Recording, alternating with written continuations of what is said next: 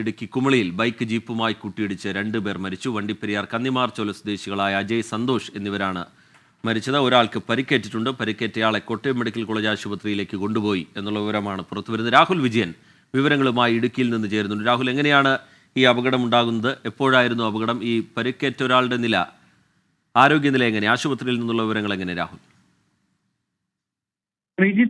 ഇന്നലെ രാത്രി 11 മണിയോട് കൂടിയാണ് ഈ അപകടം നടക്കുന്നത്. കുമളി ഹോളിഡേ ഹോമിന് സമീപമാണ് 3 യുവാക്കൾ സഞ്ചരിച്ച ബൈക്ക് ജീപ്പുമായി കൂട്ടിയിടിച്ചത്.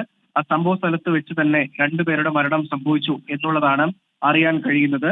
വണ്ടിപ്പെരിയാർ കന്നിമാർ ചോല സ്വദേശികളായ അജയ് സന്തോഷ് എന്നിവരാണ് മരിച്ചത്. ഇതിൽ ഒരാളുടെ കൈകാലുകൾ അറ്റുപോയിരുന്നു എന്നുള്ളതും പ്രധാനപ്പെട്ട കാര്യമാണ്.